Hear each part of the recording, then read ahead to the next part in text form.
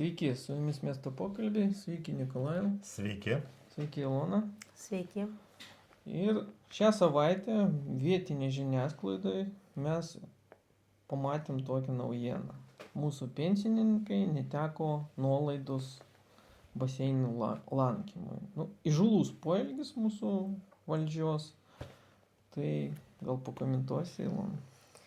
Taip, iš ties, taip juodai pajuokausiu, kad tai bumerangas panašus sugrįžo.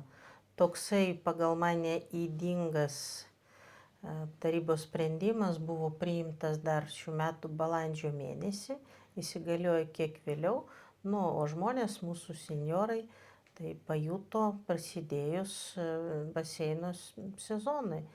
Ir iš ties kaina dėl to, kad neteko lengvatos, pašoko ženkliai. Labai gerai, kad žmonės tą klausimą iškėlė organizuoti, be žiniasklaidos taip pat gavome su Nikolajum ir nemažai skambučių, kad situacija turi būti ištaisyta.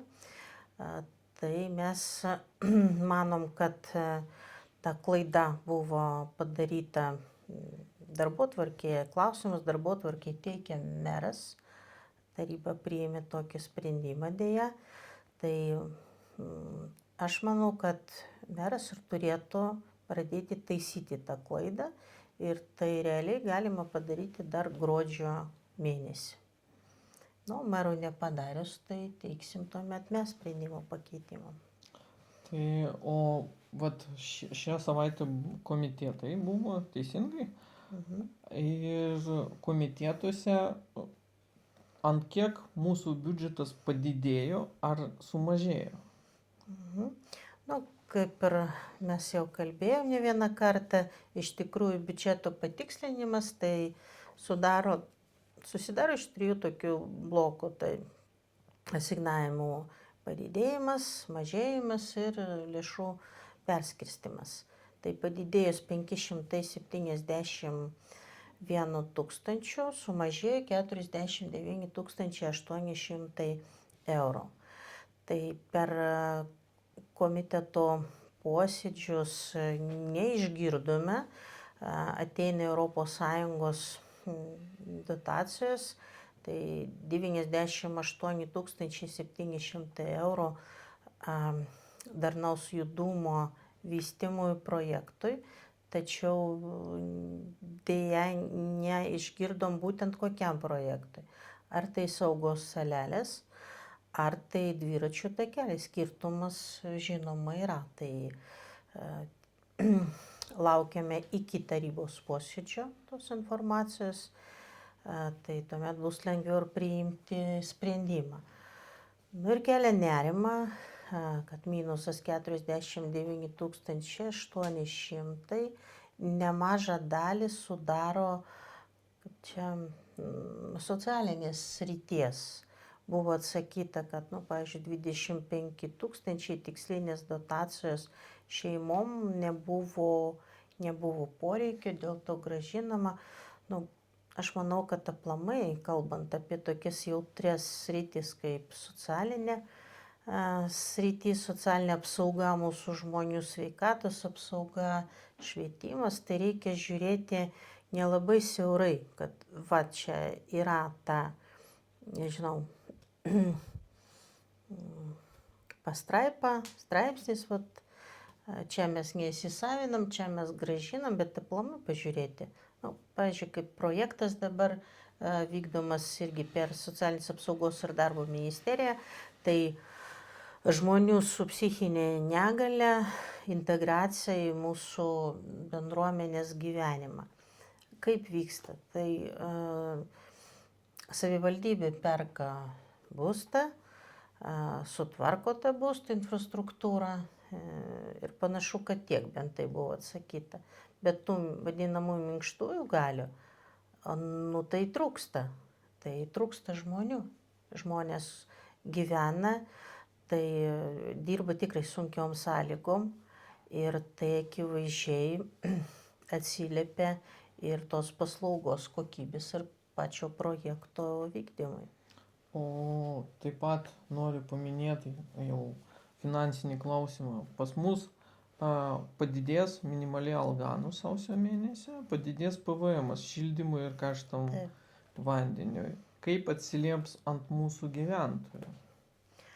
Nu, dabar lapkričio 27 dieną tarybos posėdis ir vėl toks įspūdis susidaro, kad tarsi mūsų savivaldybės miesto vadovas davė tam, kažkuria prasme, ar tai žalią šviesą, kad įmonėm, įstaigom teikti pasiūlymas dėl, iš esmės, kainų pakilimo. Tai mūsų žmonėms, mūsų gyventojams, pavyzdžiui, taip administravimo mokestis už bendro naudojimo plotus, tai daugiau nei dvigubai keliama. Atrodo, ten sąlyginai gal vienam būtui nėra tiek daug. Ir visur vienas ir tas pats motyvas, kad keliamas MMA. Tačiau, jeigu pasverti, savivaldybė vėlgi į klausimą mano neturėjo ką atsakyti, kad o jūs skaičiavot, kiek didėja bendras tas išlaidų krepšelis dėl siūlomų tarybai patvirtinti sprendimų. Ten 10 centų atrodo mėnesį, ten porą eurų, ten keli eurai atrodo nereikšminga. Bet žmonėm tai atlyginimas didžiai daliai taip nekeliamas, o jeigu ir keliamas, tai tam, kad išgyventi. Tai tiesiog taip primityviai MMA keliamas, o tai yra proga, reiškia, siūlyti didinti kainą. Aš manau, kad tai nėra teisinga, reikia žiūrėti, ant kiek reikia pakelti. Ir čia vėl išlenda tas mūsų ydingas sprendimas, kad pririšti mūsų paslaugų kainą teikiamų prie MMA didėjimo. Gerai, su finansais maždaug aišku, kaip pas mus tvarkosi. Kalbame apie kompensacijas ir taip toliau, apie žmonių, taip sakant, gerovę. Taip, Nikolai? Kiek aš girdėjau, savivaldybė dabar siunčia, kai ateina žmonės parašyti prašymą, sako, Libidevičius jums pažadėjo, tai kreipkitės į Libidevičių. Tai kiek tu gavai kreipimusi dėl kompensacijos šildymui? Aš tiksliai dabar nepasakysiu, bet tikrai patikinsiu, kad labai daug. Iš esmės, sako turbūt ne visai, kad kreipkitės į mane, bet iš ten pagarsinta, tai jie ten kreipkitės. Bet aš manau, kad daugelis žmonių skaito, klausosi mūsų pokalbių ir iš esmės teisingai dabar daro, nes rašo merui skundą arba pareiškimą, kur išdėsto kokią situaciją, ko jie prašo ir kopiją siunčia mums. Tai iš esmės mes tą visą vaizdą turim, tą klausimą prižiūrėsim ir dar kartą turbūt patikinsim, kad tas klausimas tikrai nepaliktas ir mes jį stebėsim iki galo, o kas dar nespėjo, tai visada gali kreiptis, nes kompensacija, kaip jau ir minėjom, gali būti daroma atbuliniu, Atbulinė tvarka. Atbulinė tvarka, taip. Tai jeigu jau sezonas ir prasidėjo, tai jeigu bus skirta kompensacija, tai jinai bus skirta visam sezonui. Bet iš to, ką norėtųsi dar paminėti, kad, kaip Ilona teisingai paminėjo, į šią tarybą eina daug sprendimų, kur vis tik našta yra siūloma didinti gyventojams. Pavyzdžiui, eina pasiūlymas dėl verslo liudijimų išdavimo pakeitimų. Ir kai pasižiūrim, tai vėl mūsų senjorams siūloma sumažinti kompensaciją. Kai pasižiūrim į skaičius, tai kaip ir nelabai daug savivaldybė gauna ten papildomai, galbūt apie 3000 ar 4, bet iš kitos pusės neskatina visiškai. Labai gerai, kai mūsų senjorai aktyvus labai, ne? Pensijos pas mus netokios didelės, bet užsiema kažkuo, atneša naudą ir gyventojai ir kažkiek papildomų pajamų gauna, tai pagal mane, jeigu kažkur ne taip, tai reikia ne senjorams didinti, o galbūt pasižiūrėti į kitas savivaldybės, studentam galbūt sumažinti, dar kažkur. Tai vat toks įspūdis, kad reikia padidinti įplaukas į biudžetą ir dėl to iš visų galų visiems, visi daugumos sprendimų, kurie eina, jie didina tą naštą. Yra tokie, aš sakyčiau, labai ryškus tokie akcentai, kurie, neskaniai, sakyčiau, kvepia. Tas pats, kaip sakai, lengvatos nuėmimas seniorams, o kam to reikia? Pinigai tikrai nėra dideli palyginus į savivaldybės biudžetą įplaukas ar ten kokią įstaigą. Tai neužsidirbsi ant to pinigų. O kad rūpinasi savo sveikatą seniorai, kad galų gale patys savo užsidirba, neprašo gal ir kompensacijų, tai toks požiūris, arba čia disfunkcija tarp savivaldybės skyrių, ir čia vėl kalbam apie bendrą organizavimą darbą. Arba čia tokios nebuvimas strategijos, arba atsainus požiūris į savo miestiečius. Gerai. Ir vat grįžkim prie šildymo kompensacijų. Mes dabar Visagino energija baigė statyti ar baiginėja kogeneracinę elektrinę. Nauda gyventojams. Vat įdomus klausimas, ne? Kaip ir eina vienas iš klausimų, nes yra keli klausimai, kurie eina į tarybą surišti su Visagino energija. Vat ir vienas klausimas, vat kaip tu paminėjai apie kogeneracinę, jis labai keistai ateina.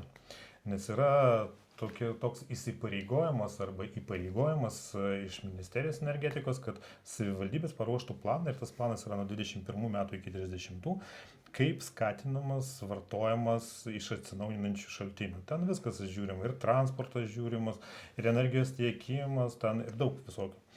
Tai vat kas 2 metus reikia tą planą atnaujinti.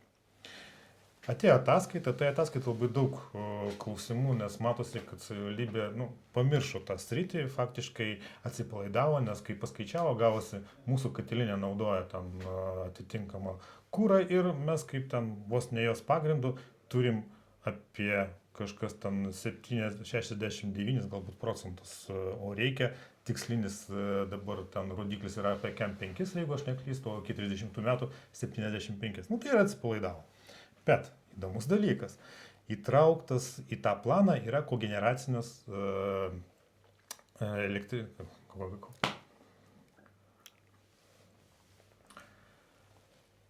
kogeneracinės elektrinės. Katilinės. Tai va, teks išbraukti ar iškirpti. Tai kogeneracinės katilinės statyba. Ir jeigu prieš 2 metus, ne prieš 2, o 21 metais ten tiesiog buvo įrašyta, kad bus statoma, tai dabar atsirado skaičiukas. Ir tos kogeneracinės katilinės kaina yra nurodyta kaip 21 milijonas. Su pusė. Tai jau čia su pusė, tam plius minus turbūt netaip svarbu, bet aš šaržuoju. Aš pabandžiau pasižiūrėti, kokia yra prieinama informacija. Tai vat viską, ką aš radau, iš prieinamos informacijos, tai 23 metų, kur yra parašyta, kad kogeneracinės, 22 metų, kad kogeneracinės kaina yra maždaug apie 8-9 milijonus numatoma ir iš jų 45 procentus iš europinių lėšų. Tai 9-8-9 milijonai ir dabar plane atsiranda 21,5. Daugiau negu 2 kartus padidėjimas. Ir kaip čia taip gavosi? Ir svarbiausia, mes tos informacijos neturim. O čia yra kaip ir toks, kaip ir planas ne iš tos srities, ne? Bet dabar prašau, tai išmeskit tą skaičiuką, o mes tada patvirtinsim planą, o jau dėl kogeneracinės katilinės pasidomėsim, nes kažkaip neprisimena ir nežino, kas ir kaip ten keitėsi. Tai vat, nepasirodo negalima. Tai tada pasiūlėm, kad į artimiausią tarybos posėdį būtų pristatyta pilna informacija, kiek buvo numatyta, iš kokių šaltinių, kokie ir kada buvo pakeitimai ir kiek dabar mes iš esmės turim. Nes jeigu nuo 8-9 padidėjo iki 21, tai aplamai ar tai apsimoka ar ne, ir kas tą sankcionavo. Ir antras dalykas, ar kokia dalis yra finansuojama ir aplamai ar finansuojama. Nu, taip tokia prielaida darau, kad iš tų ES pinigų, tai 45% nuo pradinės kainos taip ir liko, sprendžiant iš mūsų praktikos.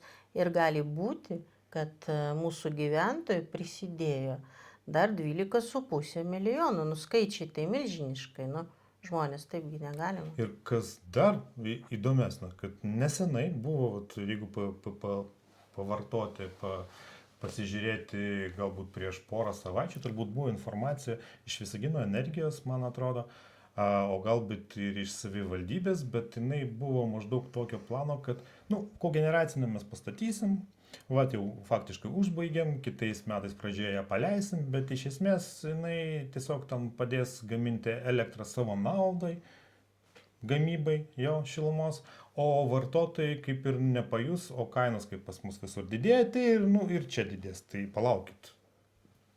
Nuo 12,5 milijonų papildomų, ne, atskrenda iš kažkur, mes jas turim ir jokios naudos, tai čia labai keistas klausimas, čia jau net apie autobusų auksinę stotį čia net kalbos nėra, ne, kur ten išaugo pusantro kartų, ten 600 ar 700 dasidėjo, tai čia mes kalbam apie 12,5 milijonų, tai labai įdomu bus išgirsti vis tik paaiškinimą. Statyba dėl statybos. Supratau. Kažin. Supratau, net. Bet atėjo vis tiek kalėdos, naujieji metai. Ir mes matom, kad pastatyta jau eglutė. Ir lapkričio 28 įžiebimas. Taip, atvažiavo pas mus šiais metais eglutė, kuri turbūt padžiugins, ne? Tai visus, kas dar nežino arba kas galbūt negirdėjo, norim priminti ir pakviesti, ne, kad įžiebimas bus pas mus numatytas 28-ojo. Ir jeigu neklystam, nuo 3 valandų bus jau galima ateiti ir sudalyvauti mūgėje, jo bus kažkoks renginys, o vakare bus 19 val. 19 val. Įžiebimas, tai vat visus Ir kviečiam. koncertas, kviečiam. Tegul įsižiebia naujametinę, ne? Eglutė. Eglutė ir naujametinę nuotaiką. Ačiū, gerbiami gyventojai. Reikia pasimatymą, viso gero. Viso gero. Viso gero.